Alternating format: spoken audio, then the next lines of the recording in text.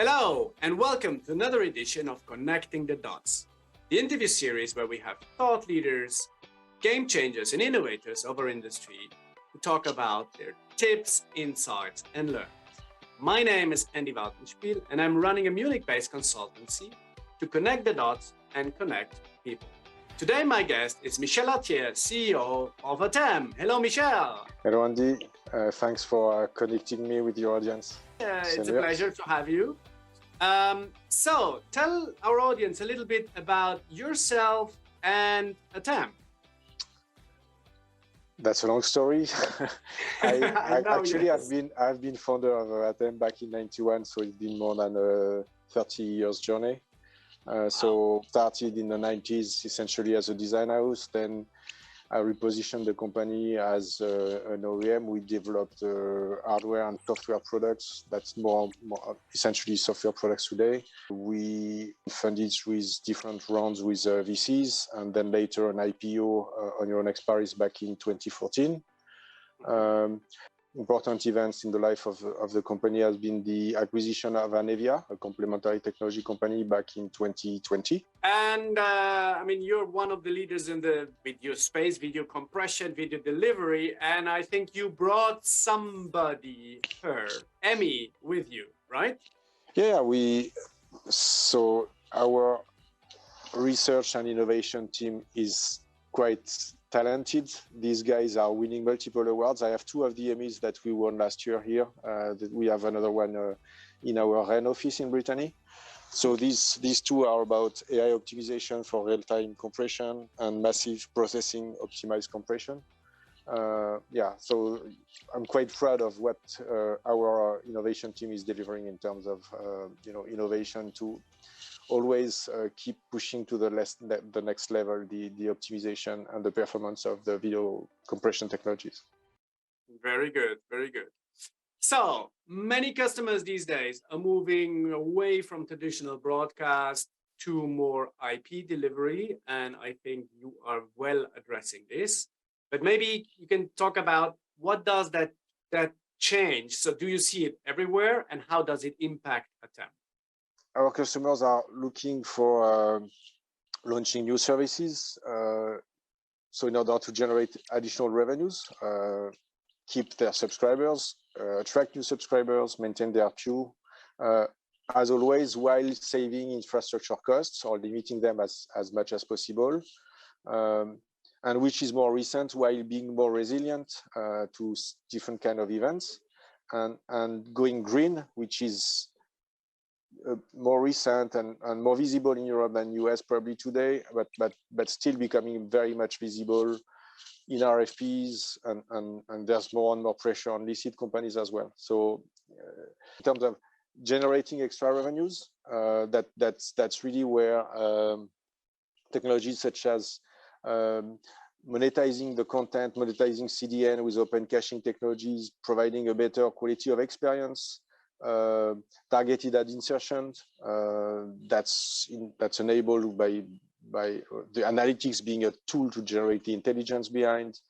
5G is also a great opportunity to generate extra revenues with new streaming possibilities. So recently we demonstrated what we can do at the Eurovision Song Contest and Roland Garros, enabling multi-angled, which can be very attractive for the sports event experience. If you are a fan of Formula One, then it's not very easy to follow and to keep an eye on the pilot or the car you want to follow. So that's where the multi-angle can be a really different additional experience.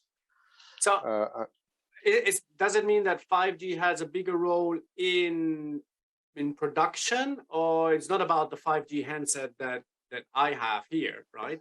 No. It's really about the production and the ability to reduce the transport delay with the 5G multi-access edge computing architecture. So these things, these technologies, these possibilities, the higher bit bandwidth available makes these use cases possible and new usage for the viewers. Okay. So would you see that or would you say that 5G has a larger potential in the production or in the delivery at the end? I think there are interesting there's interesting usage for 5G technology on both sides of the workflow, and our different customer of ours will be using this technology for different use cases. Okay. So if we are back to what we said about the broader market trends, of course the other one about saving infrastructure costs is always critical to our customers because they are under price pressure.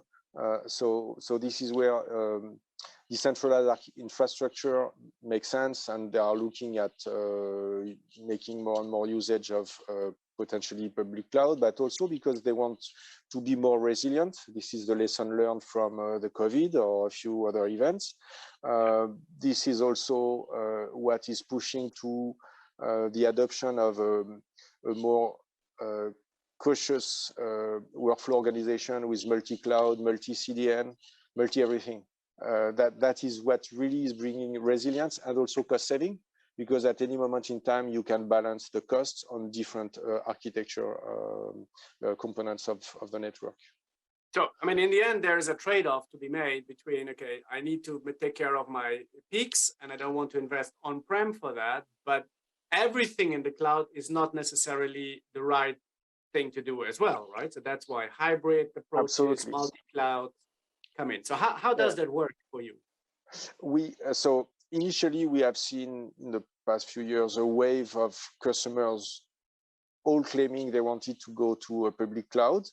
A number of them did, not all of them, when some realized some of the challenges or the costs. We already see some of them, the first adopters of a full cloud solution coming back to on-prem now that their operations have been growing up, and they realize that it's worth for them re-internalizing the data center, which is a recent trend.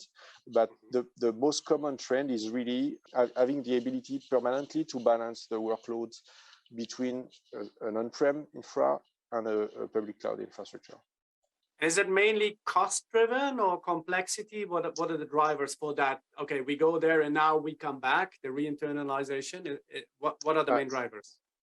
So the main driver to go to a full cloud solution at the beginning for many adopters is simplicity. That the fastest way to launch a service, you rely on AWS or some other guy, and you don't have to really be an expert in everything.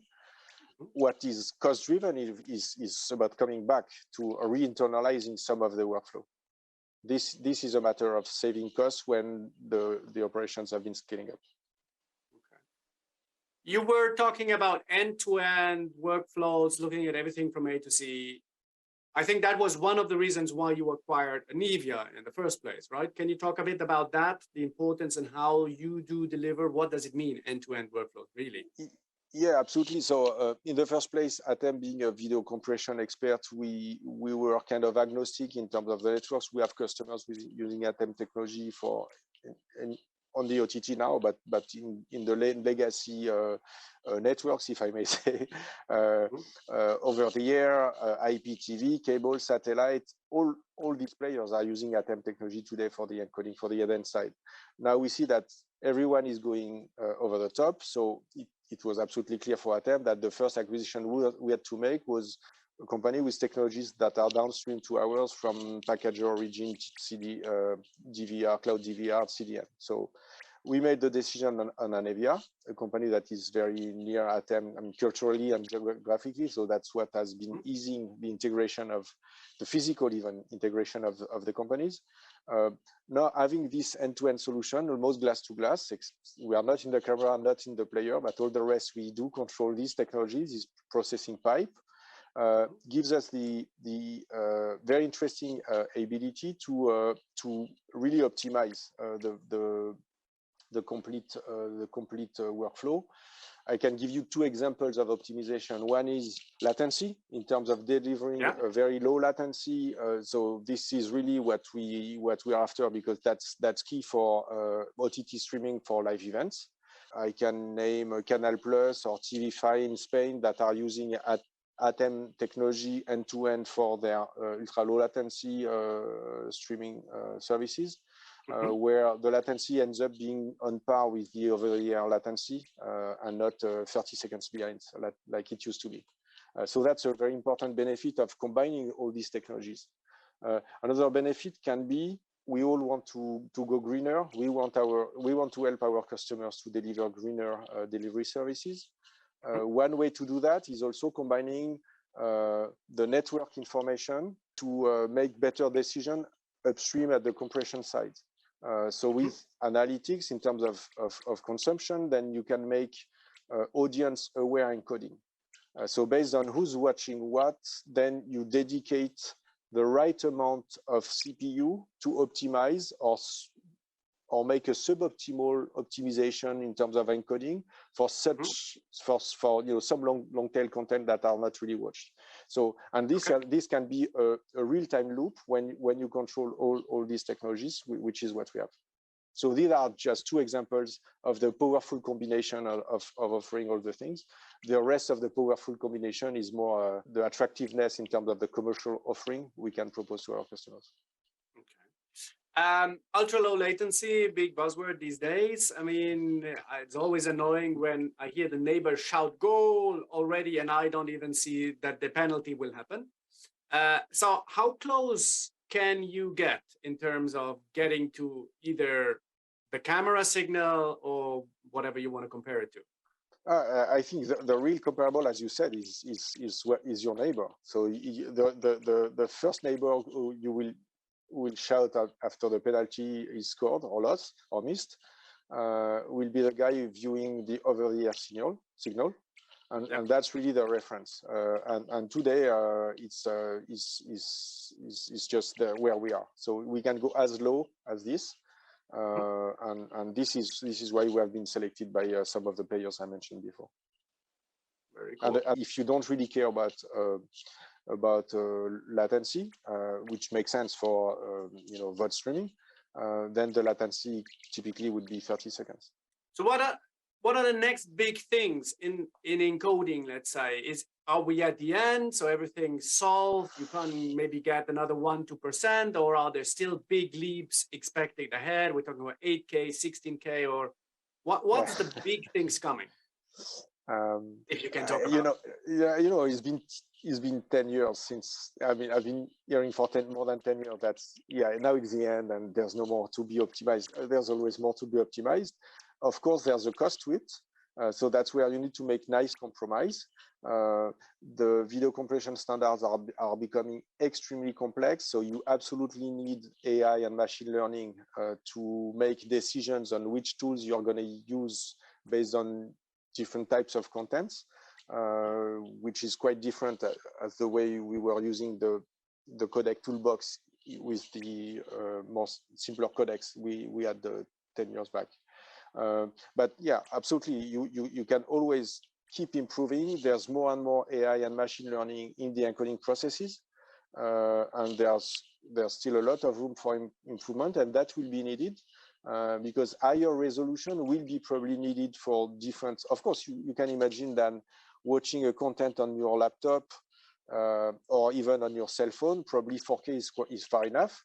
But there are also different use cases where for immersive video, for AR, VR, Metaverse kind of experience, you will be looking at a much higher resolution so that you can look left or right and still always have an almost real life feel of a video resolution. And for that, we probably need 8K or even more. What does Metaverse mean for Ateme? Is that already a big pillar on the strategy, or is it still coming?